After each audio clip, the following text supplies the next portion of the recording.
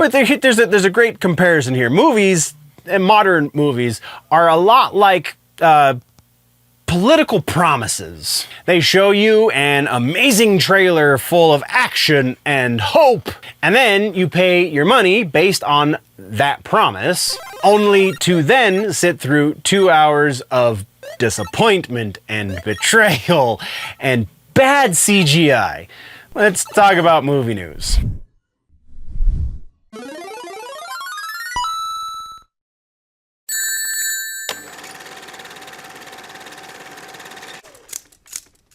Welcome, nerds, to the Clips channel. You are about to watch the movie news for the week, at least since the last time you were here, probably. So, movie news, this is a smaller portion of a larger video. If you want to get all of the nerdy news, all of the pop culture stuff that's going on, go check out the main channel, Generally Nerdy. The name of the show you're looking for is called The Week in Nerddom, and that's where you can get everything. Or you can just stay here and specifically watch movie news. We're going to talk about upcoming movies. We're going to talk about things that are happening in the box office right now, see how they're doing, that kind of stuff, and yeah, the kind of everything pertaining to movies. So let's jump into that.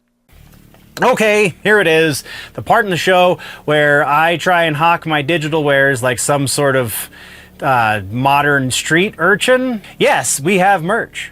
And yes, you should probably buy it. The latest design is one that I'm quite fond of, and it is for all of you music snobs out there. It is the Music Nerd shirt featuring the original 1925 Phantom of the Opera, looking creepy like only Lon Chaney can do. Also featuring a font that looks like a bunch of angry sticks, if we're being quite honest. It is quite honestly the best way to let people know that you listen to bands that they've probably never heard of without ever actually having to engage them in conversation. It basically makes you a walking billboard for your own impeccable taste. So, if you will, go support independent content like the stuff I'm giving you here on the channel.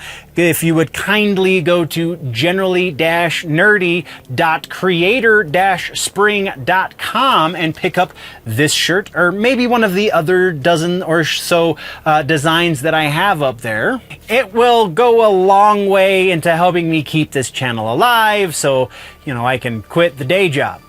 Follow-ups and corrections. We're going to start with the kind of obvious one. Tron Ares is reportedly going to lose Disney a massive $132 million, which is sure to blow Disney's bottom line and their hopes and dreams, it would seem.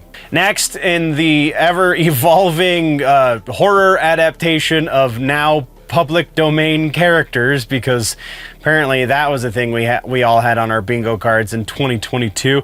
The Steamboat Willie horror adaptation called Screamboat Willie is getting a sequel. This time it's going to feature Minnie Mouse because she too is coming up to public domain. Honestly, I'm here for it, so long as eventually we get Goofy's Goof Troop Massacre. Following up on the Warner Brothers situation, David Zaslav and company have now officially shot down a second bid for their company from Paramount. Zaslav is holding strong for reasons that maybe are only known to him, but holding strong to something, it would seem. No word yet as to other bids, but it does sound like Netflix is potentially gearing up to actually try to make a bid, being as Paramount has been shut down twice. So we'll keep tabs, we'll report more as things develop, but until then, we're moving on. And then just to round this one out real quick, we have a very, very quick follow-up on the Mortal Kombat 2 movie. The date has moved yet again, but this time it's not in the bad direction, but in the good direction. Not by much, though. It bumped from May 15th of 2026 and is now May 8th of 2026. So about a week. Cool. New trailers this week. We have an actual new trailer for a new movie coming out, and there's two conversations that we have to have about this. First of all, the trailer itself is from the Daily Wire. It's based on the Pendragon Cycle books by Stephen R. Lawhead. The trailer is for the Rise of the Merlin story from those books that I've never read, though I'm vaguely familiar with.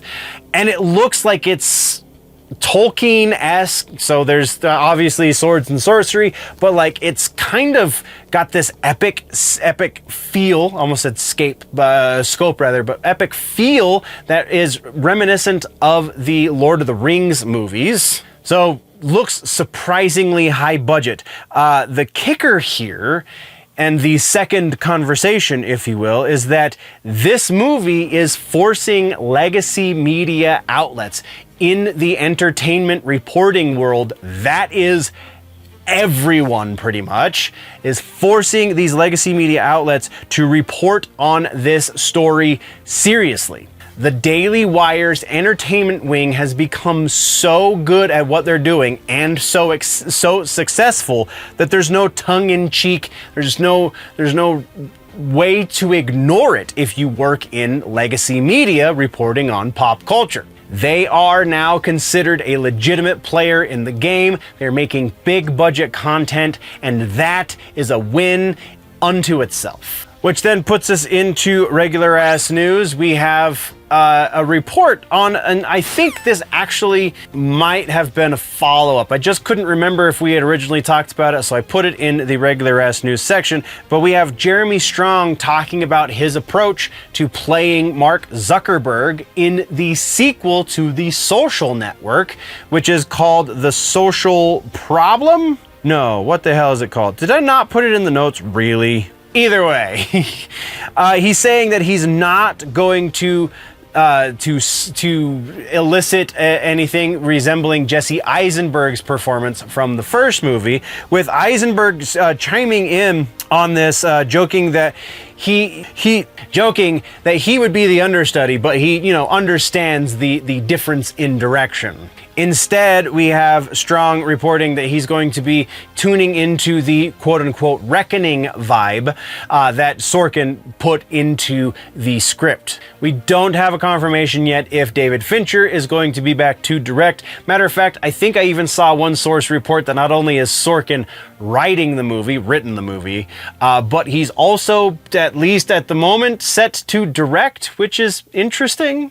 And then our only other piece for movie regular news this week has to do with, again, technically a follow-up, so maybe we didn't technically have any regular ass news this week, but it is Elizabeth Olsen talking about the Scarlet Witch again. In a recent interview, Olsen said that she would, quote, jump at the chance to play the Scarlet Witch again, which is funny because I seem to remember her saying not too long ago that she wanted to distance herself from the role in order to do other things. I guess those other things didn't quite pay the Marvel levels of money. But MCU fans are totally eating it up. There's a bunch of random Wanda posts fueling comeback on X these days, so there are plenty of rumors swirling that it's going to happen, though I think many of them seem to be unsubstantiated, though being as she never fully left the rumor mill as far as whether or not the Scarlet Witch is going to be in the new Avengers movies, it would seem that maybe she was playing coy previously, but this is totally speculative on my part. Seems that she might have been playing coy previously in order to stage some sort of big comeback that was entirely fake anyway. All of that being said, let's talk about our suggestion this week. This week's suggestion, you really need to go check out Clive Barker's Nightbreed. Very specifically, the director's cut of Nightbreed, because that is the restored vision from Clive Barker himself, and the theatrical cut is a bit of an abomination that was kind of hacked into pieces by the studio into incoherence. If you watch the studio cut, it's really hard to follow. And if you don't really know what Nightbreed's about, it's kind of difficult to really lay into exactly what's going on in this movie in any sort of abbreviated way. So let's just put it at the genre of horror fantasy, modern horror fantasy, because it takes place in the 90s when it was made, but still modern. And it's kind of great if you're into dark horror fantasy stuff. So that is your suggestion for the week, the classic nightmare fuel of Nightbreed. thank you very much, nerds, for tuning in. If you want to level up your nerdy, geeky, pop culture knowledge, then don't forget to subscribe and do all of the things. Go check out the main channel, Generally Nerdy, for the larger portion. Again, you get all of the sections into one convenient video over on Generally Nerdy. The name of the show is The Week in Nerddom. Thank you for checking out this clip. We will see you next time. Before we go, though, always remember that if it's generally nerdy, it's probably here.